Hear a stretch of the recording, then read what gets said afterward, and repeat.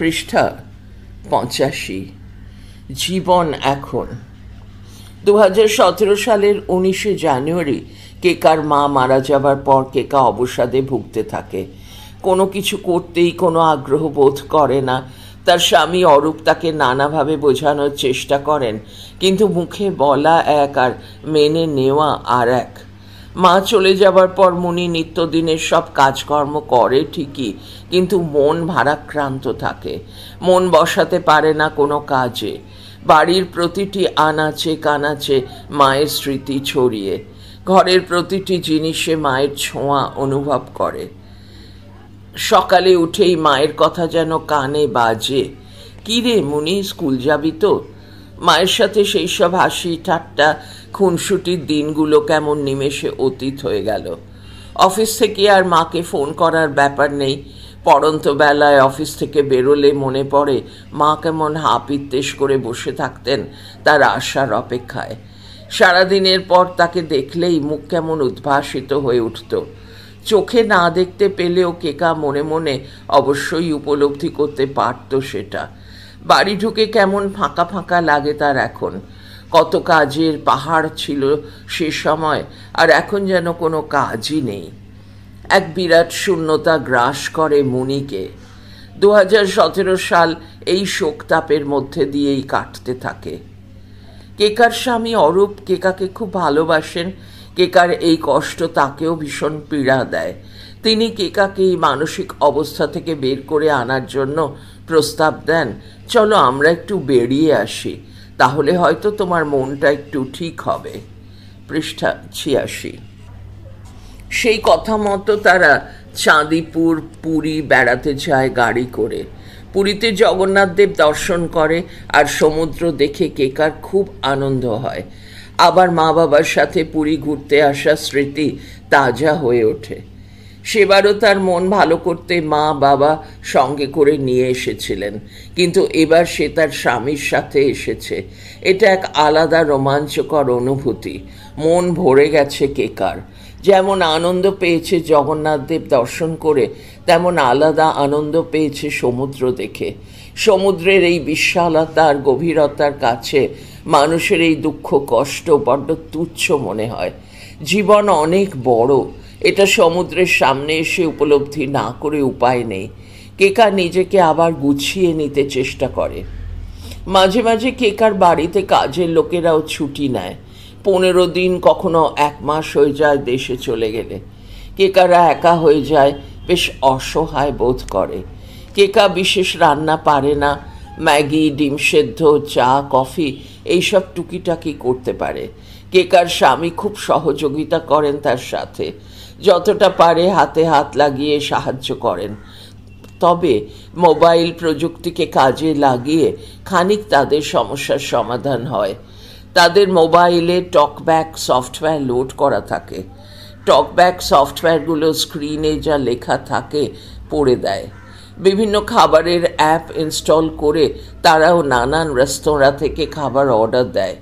যখন অফিস যায় ওই অ্যাপের মাধ্যমে জলখাবার অর্ডার দিয়ে খায়। আবার রাতে ফিরে এসে ডিনার অর্ডার দিয়ে বাইরে থেকে খাবার আনিয়ে নেয় সহজেই। এইসব সময়গুলো এইভাবেই সামাল দেয় তারা। টুকটাক কাজ যতটা সম্ভব নিজেরা করে নেয়।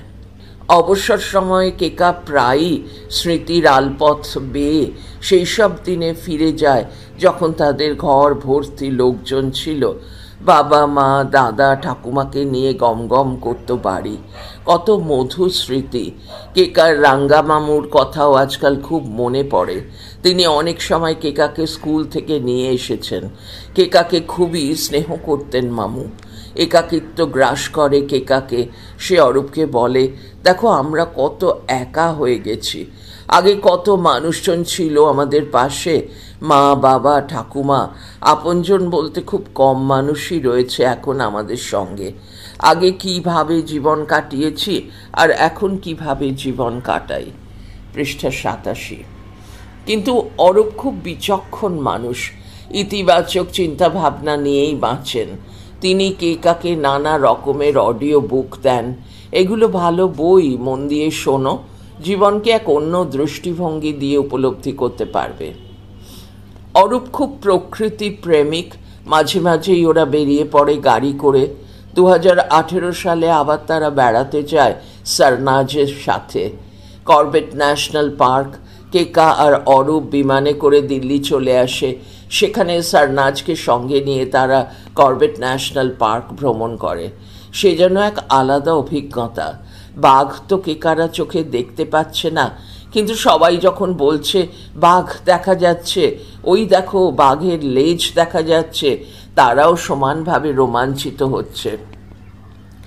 সেই মুহূর্তের উত্তেজনার সাথে একাত্ম হতে তাদের একটুও অসুবিধে হচ্ছে না। ভোরবেলায় জিপে করে যখন বেরোচ্ছে তখন প্রকৃতির এক অন্য রূপ। বন জঙ্গলের যেমন নিজস্ব একটা রূপ থাকে, তেমনি একটা গন্ধও থাকে। সেই অভূতপূর্ব সুবাস নিতে নিতে কেকারা যখন গাড়িতে করে যায়, তখন আকাশ বাতাস মুখর পাখিদের কলকাকলিতে। কেকার স্বামী আবার পাখিদের আওয়াজ শুনে শনাক্ত করতে পারেন। তিনি নাম বলে বলে পাখিদের চেনাচ্ছেন কেকাকে। যেতে যেতে জিম কর্বেট এবং কর্বেট ন্যাশনাল পার্ক সম্বন্ধে নানান কথা বলছেন। মাঝে মাঝে শুধু চুপ করে বসে অরণ্যের শব্দ, গন্ধের নির্যাসটুকু গ্রহণ করছে তারা। এত ভালো লেগেছে কেকার সেই কর্বেট ন্যাশনাল পার্ক ভ্রমণ যে বলার নয়।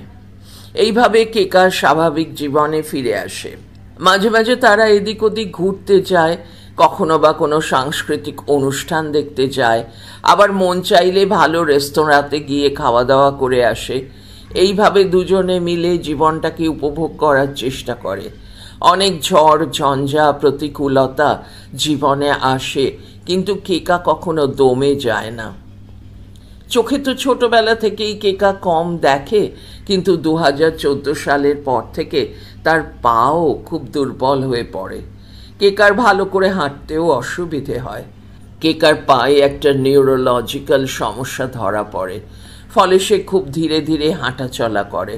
কিন্তু এইসব প্রতিবন্ধকতাকে বুড়ো আঙুল দেখিয়ে কেকা তার স্বাভাবিক জীবন চালিয়ে যাবার আপ্রাণ চেষ্টা করতে থাকে। পৃষ্ঠা 88। আনন্দের সাথে থাকে, সব সময় সব কিছু খুশি মনে করার চেষ্টা করে। তার মুখের হাসিটি যে কোনো পরিস্থিতিতে থাকে অমলিন। হই হই করে বাঁচতেই সে ভালোবাসে। 2020 সালে যখন কোভিডে সারা পৃথিবী আক্রান্ত, তখন কেকা খুব ভীত হয়ে পড়ে। টিভির মাধ্যমে বিশ্বব্যাপী এই মারণ ব্যাধির যে বিভীষিকার কাহিনী শুনতে পায়, তাতে আবার তার অনিদ্রা রোগ দেখা দেয়। রাতের পর রাত ঘুম হয় না, শরীর একদম ভেঙে যায়। কি করবে সে বুঝতে পারে না, কিন্তু কেকার স্বামী তাকে খুব সাহায্য করেন। কেকাকে বোঝাতে চেষ্টা করেন, কোনো চিন্তা করো না, সাবধানে থাকলে তেমন কিছু হবে না। কিন্তু চারিদিকের পরিস্থিতি দেখে কেকার মন মানে না। কেকার মনে কুচিন্তা সবসময় আসে যে তার বা তার স্বামীর যদি কোভিড হয় তাহলে তারা কি করবে। চিন্তায় চিন্তায় 2020 সালে কেকা আবার অসুস্থ হয়ে যায়। অজানা এক ভয় তাকে কুড়ে কুড়ে খায়। প্রথম যে 2 মাস লকডাউন ছিল, তখন বিধি অনুযায়ী কোনো পরিচারিকারা কাজে আসতো না। একমাত্র তাদের পুরনো ড্রাইভার রবিদা, যে মায়ের মৃত্যুর পর ফিরে এসেছে, সে খানিকটা কাজ করে দেয়। বাকি কাজ কেকা আর কেকার স্বামী মিলে করে কোনো রকমে দিনগুলো কাটায়। খুব সমস্যায় দিন গুজরান হয়েছে সেই সময়। আবার 2 মাস পরে যখন সবাই কাজে ফিরে আসে, কেকারও যেন ধরে প্রাণ আসে। জীবন আবার পুরনো ছন্দে ফিরতে থাকে। 2020 এবং 2021 সাল এভাবেই কাটে। কেকা বা কেকার স্বামী কারোরই কোভিড হয়নি, কিন্তু ভয়েই কেকা আধমরা হয়ে যায়। অনিদ্রার অসুখ চরম পর্যায়ে চলে যায় ওই সময়। এই সময় কেকা স্কুলের এক বন্ধু মালবিকা নিঃস্বার্থভাবে তার দিকে সাহায্যের হাত বাড়িয়ে দেয়। বিপদে যে বন্ধু পাশে এসে দাঁড়ায়, সেই প্রকৃত বন্ধু। মালবিকা তাকে এও বলে, তোর যখন কাজের লোক আসবে না কেকা, তুই আমার বাড়ি এসে নির্দ্বিধায় থাকবি। মালবিকা সবসময় তার পাশে থাকে এবং যে কোনো কাজে তাকে সহযোগিতা করে। এইসব মানুষগুলোর জন্যই বুঝি পৃথিবী আজও এত সুন্দর। 2021-22 সাল এইভাবেই নানান ঘাত প্রতিঘাতের মধ্যে দিয়ে কেটে যায়, কিন্তু কেকার ভয় মন থেকে একেবারে মুছে যায় না। তখন কেকার স্বামী বলেন, পৃষ্ঠা 89, তুমি গান শোনো, মৃত্যুর মিছিল এবং যাবতীয় দুঃসংবাদের থেকে দূরে থাকো, নিজেকে অন্যমনস্ক রাখো। 2019 সালে কেকার বিবাহ বার্ষিকীতে কেকার বন্ধুরা তাকে একটা সারেগামা কারওয়া উপহার দেয়। সেটা চালিয়ে চালিয়ে কেকা গান শোনে এবং গলা মিলিয়ে গান করে। এইভাবে কেকা ঘুরে দাঁড়াতে চেষ্টা করে প্রাণপণ। 2023 সালে কেকা সম্পূর্ণ সুস্থ হয়ে যায়। কোভিডের ভয় আর চোখ রাঙায় না, তাই কেকা এখন আবার আগের মতো চুটিয়ে আনন্দ করে। মাঝে মাঝেই হোটেল রেস্তোরাঁয় গিয়ে খেয়ে আসে। কোনো সাংস্কৃতিক অনুষ্ঠান হলে সেখানেও ঘুরে আসে। বন্ধুদের বাড়িতে যাতায়াত লেগেই থাকে। ইতিমধ্যে সে প্রযুক্তিকেও ব্যবহার করতে বেশ পটু হয়ে উঠেছে। কেকা মোবাইল অ্যাপের মাধ্যমে বাজার করে, হোম ডেলিভারিতে খাবার আনায়, এমনকি ব্যাংকের কাজকর্ম করতে পারে। মোবাইলে চেষ্টা করে শিখে এখন বেশ সহজেই এগুলো করতে পারে।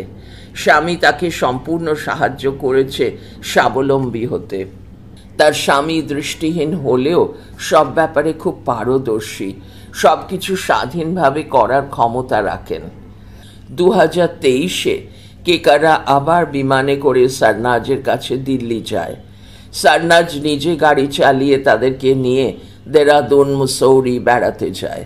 প্রকৃতির মাঝে এক অভূতপূর্ব আনন্দে ভরে যায় মন। কোভিডের কারণে যে ভয় তার মনে বাসা বেঁধেছিল তা আজ শতহস্ত দূরে। সে আবার আগের মতো খুশি থাকে, আনন্দ করে, কোনো বাধা বিপত্তিকে আর জীবনের চলার পথে অন্তরায় হয়ে দাঁড়াতে দেয় না। কেকা অনুভব করে অন্ধকার সরে গিয়ে আবার সে আলোর পথে এগিয়ে চলেছে। কেকা সবসময় ভাবে শুধু নিজে ভালো থাকলেই হবে না, সবাই যাতে ভালো থাকে তার চেষ্টা করতে হবে। ভবিষ্যতে সে সমাজের বঞ্চিত, দরিদ্র, সর্বহারা মানুষদের জন্য কিছু কাজ করতে চায়। তাদের জীবনে একটু আলোর পথ দেখাতে পারলেও তার নিজের জীবন অনেক অর্থবহ মনে হবে। এছাড়া যেসব প্রবীণ নাগরিক আছেন যারা নিঃসঙ্গ একাকী জীবন কাটান, তাদের কথা ভেবেও তার প্রাণ কাঁদে। কিছু বড় আকারে না পারুক, তাদের যদি অন্তত সঙ্গ দিয়ে একটু আনন্দ দিতে পারে, তাহলে তার এই জীবনের একটা মানে খুঁজে পাবে সে।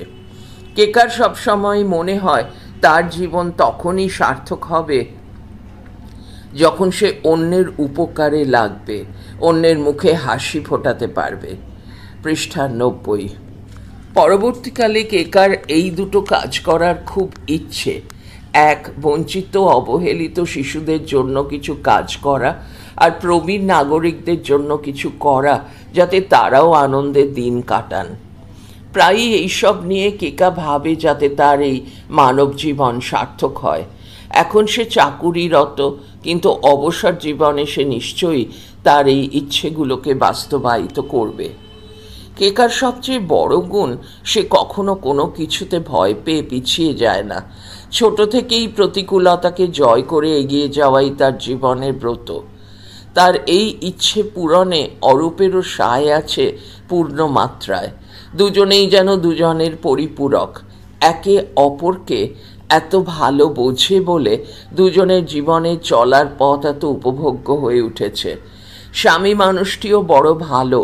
কেকার আগের বিয়ের এত তিক্ত অভিজ্ঞতা, তাই এই দ্বিতীয়বার দ্বার পরিগ্রহণ এসে বেশ ভীত ছিল, কিন্তু সে সম্পূর্ণ ভুল প্রমাণিত হয়েছে। সে এই বিয়েতে সতত সুখী হয়েছে। তার সব শখ, আহ্লাদ, আশা, আকাঙ্ক্ষা 16 আনা পূর্ণ হয়েছে। সব কিছুতে সবসময় স্বামীকে পাশে পেয়েছে। কেকার জীবন যেমন সুখের, আনন্দের হয়েছে, পরের জন্যেও কেকার সেই একই কামনা। তাদের মুখেও হাসি ফুটুক, সবাই ভালো থাক, আনন্দে থাক। কেকা ভবিষ্যতে এই মহতী উদ্দেশ্যে নিজের জীবন উৎসর্গ করার ইচ্ছা পোষণ করে। তার নিজের জীবনকে আলোকিত করে আরও অনেক মানুষকেও সে আশার আলোর পথ দেখাতে চায়। এই কেকার জীবনের মূল মন্ত্র। বইটি পাঠ করা এখানেই শেষ হলো। বইটি হেনা বসুর ব্যক্তিগত সংগ্রহ থেকে নেওয়া হয়েছে।